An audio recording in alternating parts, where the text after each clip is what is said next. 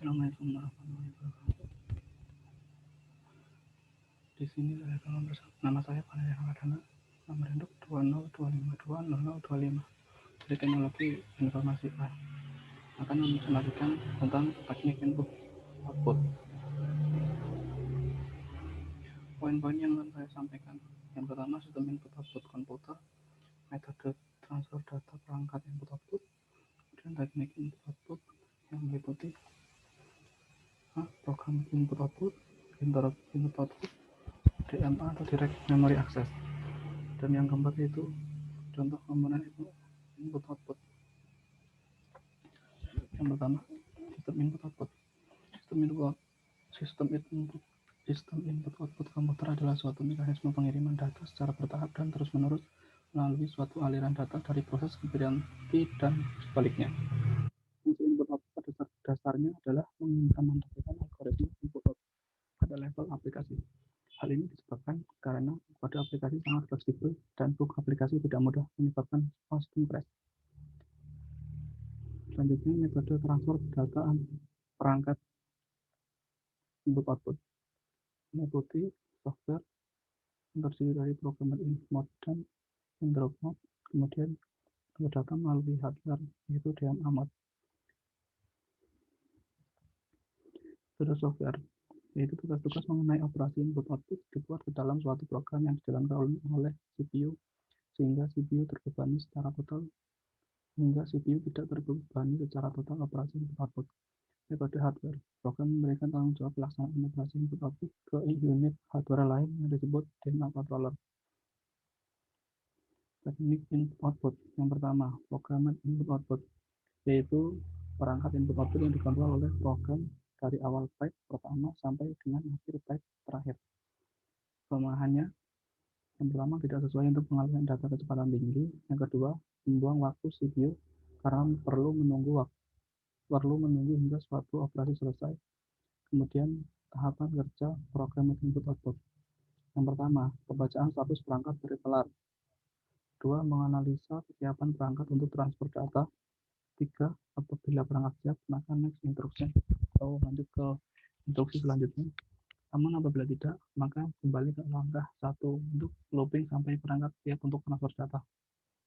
Yang keempat, melakukan transfer data. Seperti dapat terlihat di gambar.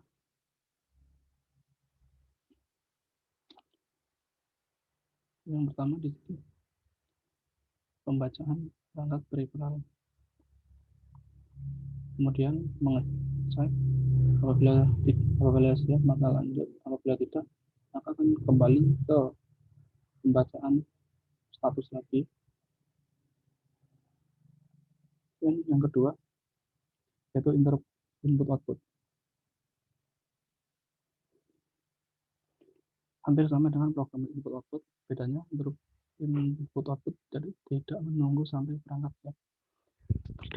Terdapat hardware pengontrol yang secara terus-menerus memantau status perangkat input output dan akan langsung memberikan informasi ke CPU apabila peripheral input output untuk transfer sudah siap.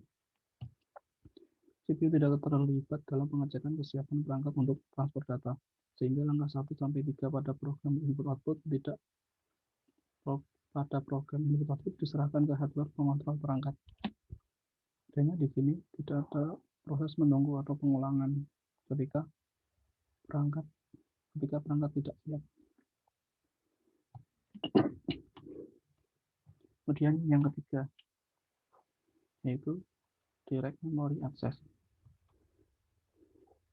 Direct memory access atau DMA ini merupakan pengembangan dari teknik sebelumnya, di mana memungkinkan pengalihan blok data secara langsung antara perangkat input output dan memori utama tanpa keterlibatan CPU secara terus-menerus. Prinsip kerjanya adalah CPU akan mendelegasikan kerja input output pada DMA. CPU hanya akan terlibat pada bagian awal proses untuk memberikan instruksi kepada DMA dan pada akhir proses saja. Dalam transfer mandiri, DMA memerlukan pengambil alihan kontrol bus dari CPU. DMA akan menggunakan bus bila CPU tidak menggunakannya atau memaksa CPU menghentikan sementara penggunaan bus.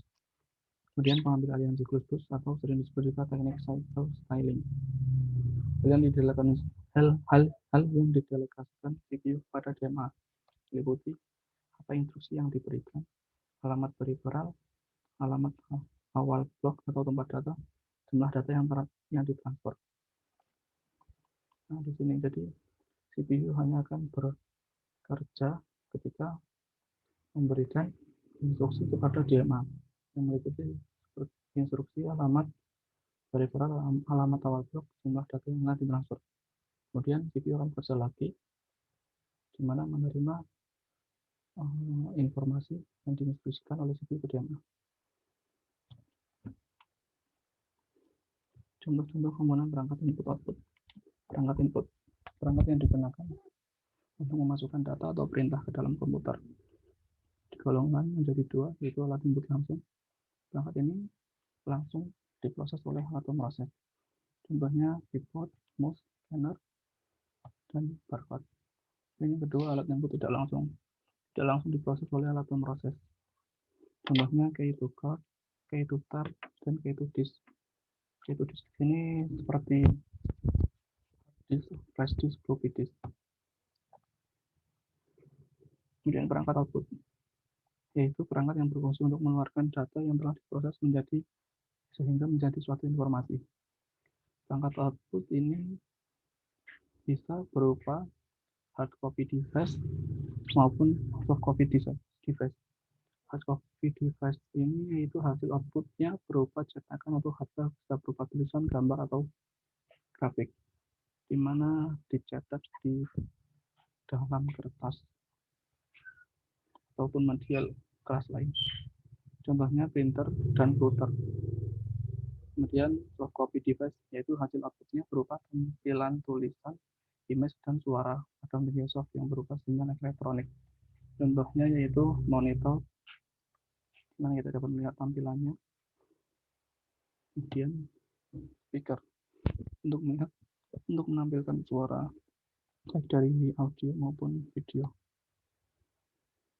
Sekian presentasi dari saya. Assalamualaikum warahmatullahi wabarakatuh.